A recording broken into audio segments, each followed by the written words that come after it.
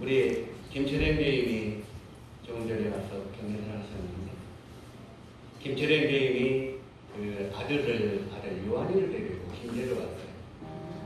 근데 요한이라는 그 아들이 김제에 와서 딱 하는 말이, 김제에도 아파트가 있네? 얼마나 김제를 시골이라고 말을 했으면은 그 애 마음 가운데 김제는 시골, 이게 못 박혔겠어요. 근데 김제 와도 아파트가 있어? 그래서 시골의 사람을 제가 조금 이해를 합니다. 제가 전주에 원래 토백이거든요. 수백 년 동안 대대로 살아온 토백입니다. 보통 다 토백이 아니라. 그래서 제가 전주를 떠나서 다른 데로 가는 것은 꿈에도 생각을 안 했었죠. 그런데 어느 날 주님이 저보고 김제로 가라고 때 전라북도에서는 김제 시달림은 심한 모임이 없는 거예요. 그래서 그거에 합당한 일꾼을 보내십시오. 계속 기도했는데 어느 날 하나님이 너는 어떠냐? 나는 아니죠. 왜 너는 아니냐? 그랬을 때 거기에 저는 여기 할 일이 이렇게 많은데 이제 전주에 날마다 부흥이 되고 이렇게 할 일이 많은데 내가 왜 김제로 갑니까? 했더니 주님이 그 사도행전 8장에 나오는 그 빌립을 통해서 그 사마리아에서 열심히 복음을 전하는 빌립을 이끌어서 광야로 보내는 주님의 모습을 보여주면서 그것으로 움직일 수분이 없게 하셨습니다.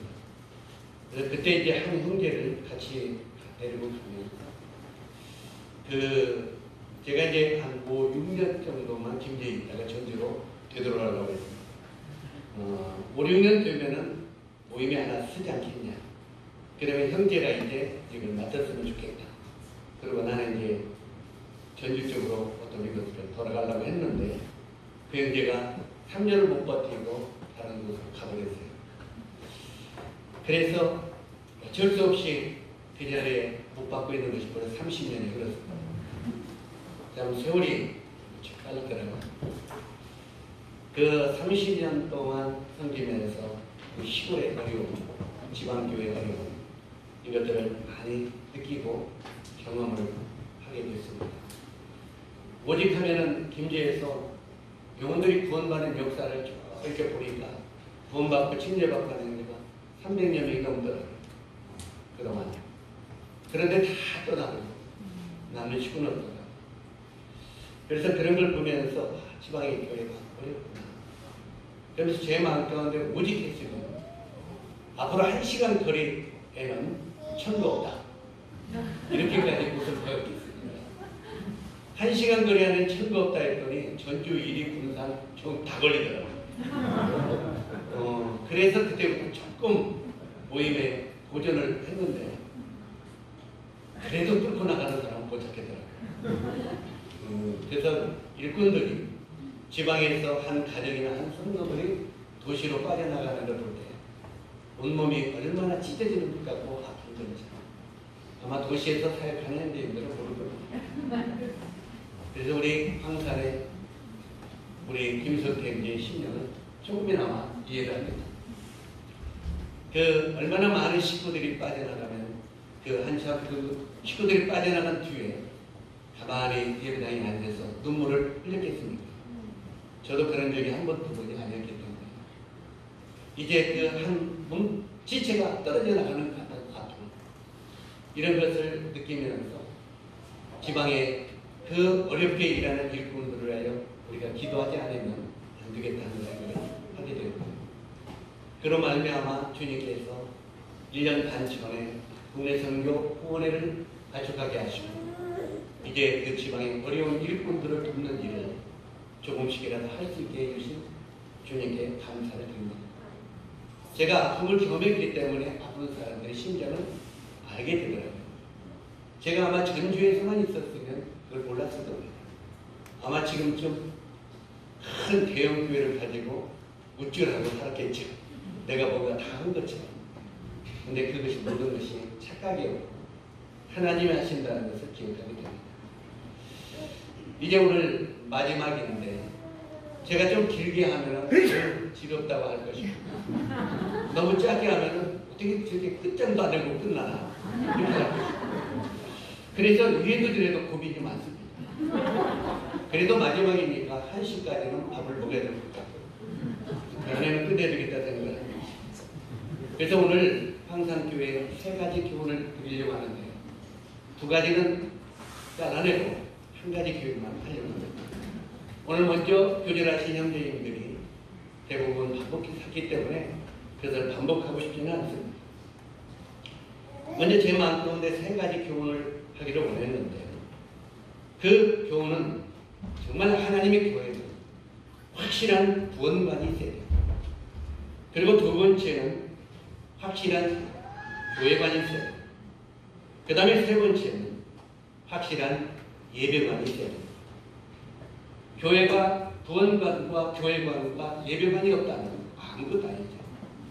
그래서 우리들은 이 3가지가 마음속에 정립이 되어야 됩니다. 그 하나님의 말씀의 터 위에 우리는 굳게 세워져 가야 된다고 믿습니다. 그런데 이 3가지를 교훈하면 1시간 교훈을 해야 되기 때문에 다 제하고 마지막 확실한 구원관에 대해서는 오늘 교대를 나누기를 원합니다. 본문의 말씀은 제가 좋아하는 말씀 중에 우리 열왕기 하 2장 19절의 말씀부터 제가 몇 구절을 읽어드리고 교대를 나누기를 원합니다.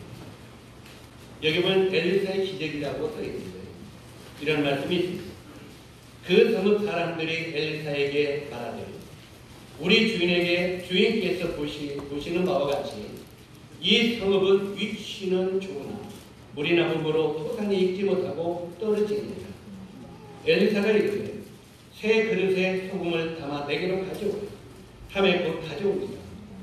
엘리사가 물 근원으로 나아가서 소금을 그 가운데 던지며 이르되 여호와의 말씀이 내가 이 물을 고쳤으니 이로부터 다시는 죽음이나 열매 맺지 못함이 없을지니라 하였느니라 하니 그 물이 엘리사가 한 말과 같이 고쳐져서 오늘에 이르렀다.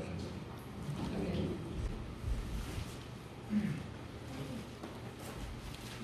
우리가 이 말씀을 보면 이 여리고라는 땅이 어떤 땅입니까? 이 여리고는 우리가 잘 아는 대로 축복받은 땅입니다. 굉장히 축복받은 땅인데 그 땅이 어떻게 되어 있습니까? 저주를 받아서 이제 이 땅이 완전히 하게 되고 쓴물이 나는 그런 땅이 되어버렸습니다. 여기 보니까 여리고가 축복의 땅이 물은 쓴물이 되고 나무들은 열매를 결실치 못하고 도중에 떨어져 버리는 땅이 되었다고 말합니다. 그리고 과일들이 도중에 떨어져 버리고 그 다음에 여인들도 애를 임신하기는 하는데 도중에 유산이 되어 버리는 이런 저주받은 땅이 되어버렸다고 말합니다. 물론 그 안에 이걸 설명하려면 많은 시간이 있기 때문에 그건 다 빼고요. 왜 이 여리고가 저주받은 땅이 됐는지는 우리에게 장면이 정확합니다. 우리 오늘 김석태 형제님의 가정사를 보니까 황산 땅은 저주받은 땅은 아니구나. 왜? 계속 열매를 맺는 땅이니까. 딸 하나를 얻고 왔는데 여기서 대가족을 얻었다고 하니까 축복받은 땅이잖아요. 그래서 실제로 제 말하기가 더 편해졌습니다. 이제 이 육신적인 열매 맺는 자식들, 이렇게 자식들을 낳고 또 낳고 이것은 하나님의 뜻이잖아요. 성경의 역사가 낳고 또 낳거든요. 그런데 정말 그 말씀에 우리 형제님이 얼마나 순종을 잘하고 있습니까? 그런데 이제 영적인 자식들이 바로 이 황산 지역에 낳고 또 낳고 이렇게 대동동이 되면 이 땅은 정말 축복받은 땅이 될 것이라고 생각을 하게 됩니다. 실제로 이 여리고는 원래 살기 좋은 땅이었어요. 워낙 축복받은 땅이었어요. 바로 이 여리고는 오늘날 우리가 살고 있는 이 세상을 상징하고 있죠. 원래 이 세상은 아담 이전에 축복받은 땅이었어요. 살기 좋은 땅이었고 정말 모든 방식이 풍성한 그런 땅이었죠. 그러나 아담의 범죄 후에 이 땅은 저주받은 땅으로 바뀌어버렸습니다. 우리가 창세기 3장 17절로 18절에 보니까 내가 너더러 먹지 말란 그 나무의 실과를 먹었은즉 땅은 너로 인하여 저주를 받고 너는 종신토록 수고하여야 그 선악을 먹으리라. 땅이 내게 가시덤불과 엉겅퀴를 낼 것이다. 정말 이 땅이 아담의 범죄에 의해 이제 저주받은 땅이 되어버렸기 때문에 이 세상은 아무리 사람들이 정의사회의 구현을 외쳐대도 이 땅에서 참된 정의는 세워지지 않는다는 것입니다. 실제로 수없이 많은 사람들이 사회의 개혁을 외쳐대지만 이제 의의 열매를 맺는가 하다가도 떨어지고 또 뭔가 사람들이 괜찮아지는가 하다가도 부정부패로 다시 세상은 타락되고 이 세상은 이미 고칠 수 없는 여기 나오는 여리고와 같은 그런 저주받은 땅이 되었던 것을 우리는 알 수 있습니다. 실제로 이 당시 여리고 사람들이 그 여리고 땅의 백성들이 이 땅이 아름다운 땅이었지만 저주받은 땅인 것을 알았습니다. 이게 어떻게 보면 축복입니다. 여리고 사람들이 이 땅은 정말 아름다운 땅인데 이 땅이 저주받은 땅이 되어버렸구나. 이것을 알았습니다. 이 아는 것부터 그 땅은 축복이 시작된다는 말입니다. 우리들도 이 세상이 원래 하나님이 굉장히 아름다운 땅, 정말 축복받은 땅으로 만드셨는데 죄가 들어와서 이 땅이 저주받은 땅이 되어버렸습니다. 그것을 알았던 이 여리고 사람들이 하나님의 사람인 엘리사 선지자를 찾아왔습니다. 엘리사 선지자를 찾아와서 그들을 도와달라고 말합니다. 이 땅이 저주받은 땅이라 모든 것이 열매 맺지 않고 떨어지고 여인들도 유산해서 애들이 지워지니 우리를 도와달라고 말합니다.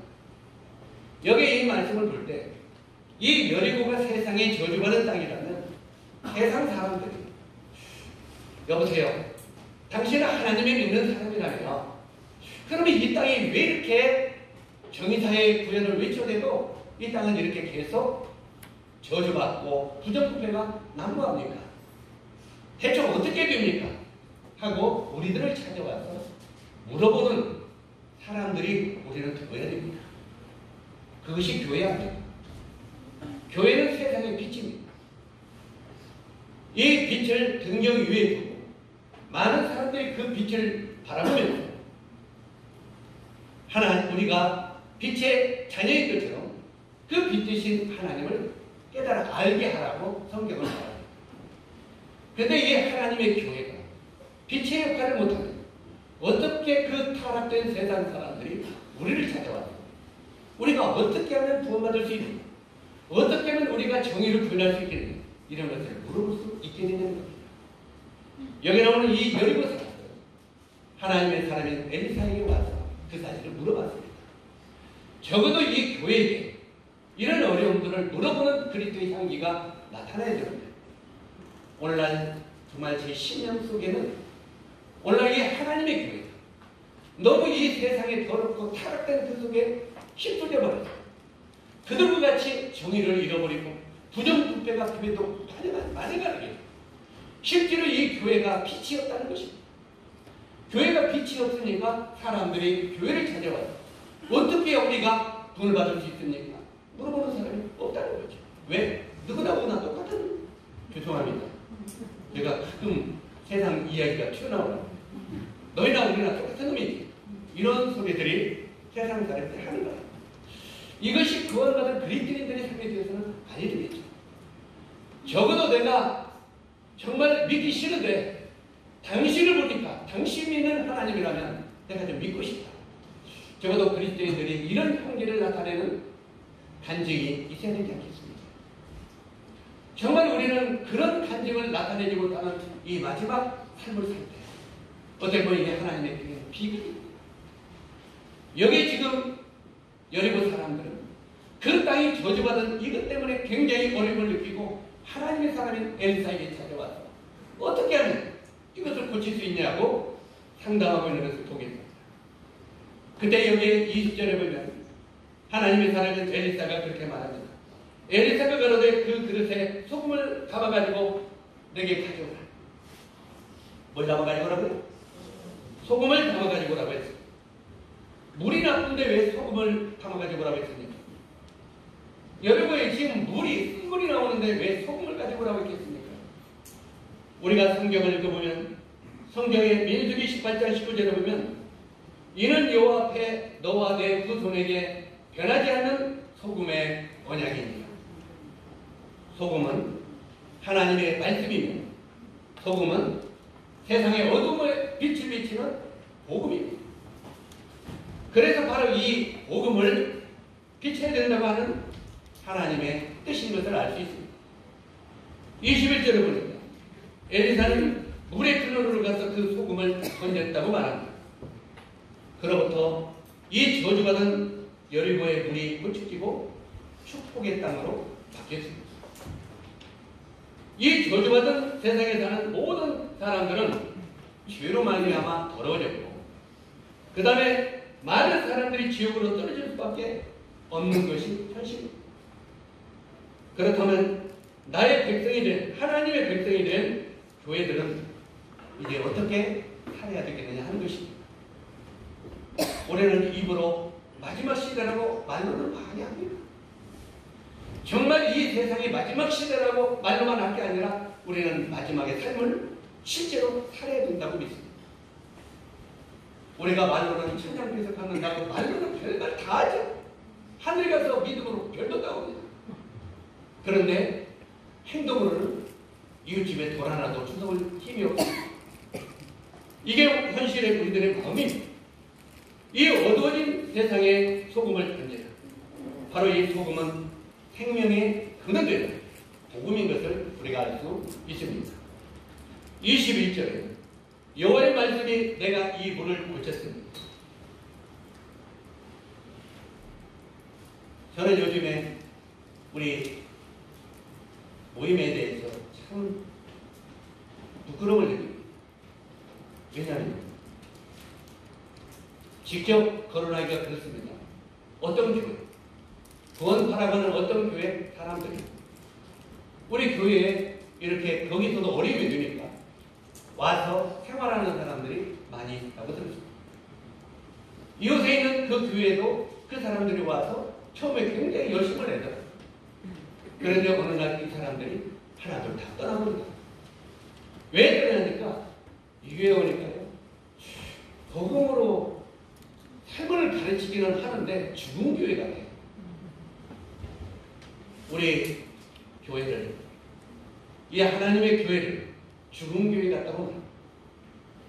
우리 형제 자매님들 교회는 어떤 평가를 듣습니까? 교회가 전도하지 않냐고, 교회가 뭔가 사랑하지 않냐고, 교회가 서로 반복하고 어려울 때 이 교회는 죽은 것 같은 교회예요. 이 소리를 듣는다면 그 지역교회는 비극입니다. 우리 그렇게 살아서는 안 되겠죠. 정말 마지막 때가 되었다. 우리가 서로 사랑하고 서로 용납하고 주와 복음을 하여 우리 남은 세계를 드릴 수 있게 되기를 바랍니다. 사랑하는 내 자매 여러분, 아니 실제로 이 황산교회 지금 제가 던지지만 이것이 우리 모두에게 던지는 하나님의 말씀이 되기를 바랍니다. 실제로 오늘날 우리들이 조금 복음이 있다고 하는 다른 사람들이 죽은 교회 같다는 소리는 듣지 말아야 되죠. 이건 얼마나 치욕입니다. 부끄러움을 넘어서 치욕입니다.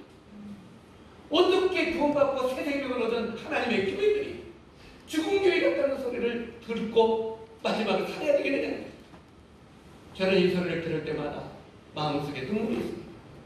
이렇게 살아서는 안 되는데, 이대로 이 생명을 마칠 수는 없는데 주와 복음을 하여 남은 세계를 우리가 어떻게 드려야 되는데 우리 주님이 오실 날이 임박해 있습니다. 사랑하는 항상교회 분들, 이제 이 예배당을 준비했습니다. 얼마나 애쓰고 힘들고 노력해서 이것을 만드는지 잘 압니다. 저도 예배당을 수없이 많이 지어본 사람이기 때문에 그 경험이 많이 있습니다. 맨손으로 시작한 것을 많이 경험했기 때문에 잘합니다. 그러나 이제 우리가 이 예배당을 짓고 만족해서는 안 됩니다. 하나님의 이것을 허락하신 것은 일로 말미암아 이제 이곳에 영혼들로 채우라고 하는 하나님의 뜻입니다. 맞습니까?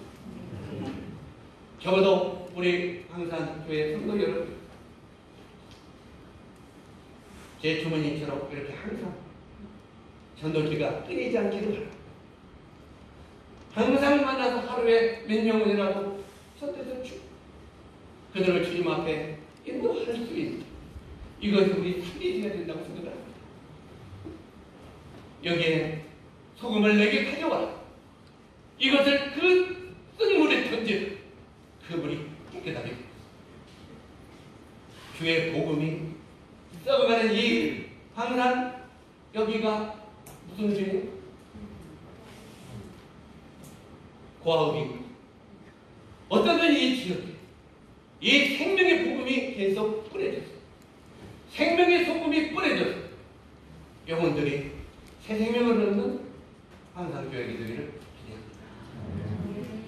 그래서 이제 주님이 이렇게 새로 예배당을 졌는데 놀라운 새 생명들 계속 이렇게 채워주셨습니다. 이 간증이 1년, 2년 뒤에 우리들에게 들려오는 이런 간증들이 되기를 원합니다. 이것이 정녕 우리가 마지막 시대에 할 일이고 우리가 마지막 때에 일어나서 선도해야 될 의무인 것을 알게 됩니다. 그 뒤에 교회의 원리가 뭔지, 그 다음에 교회의 예배가 뭔지 말씀이 있습니다. 이것은 시간 관계상 넘어가도록 하겠습니다. 나중에 개인적으로 성도 집회하면 다시 말씀드리겠습니다. 어찌하든 이 예배당은 우리가 이 검을 보고 즐거워하라고 지어진 건 아니죠. 여기에 새로운 새 생명이 계속 태어나서 우리 김 선생님이 그를 잘 거라고 믿습니다. 왜요? 자기들도 푹푹 나는데 영적인 자기들도 푹푹 나서 정말 이곳에 가득히 채울 수 있었으면 좋겠습니다. 그리고 도시에 사는 교회들, 이 지방 교회들이 힘을 얻어서 그 일을 잘 감당할 수 있도록 모든 걸 함께 나눌 수 있는 그런 교회들이 되면 좋겠습니다.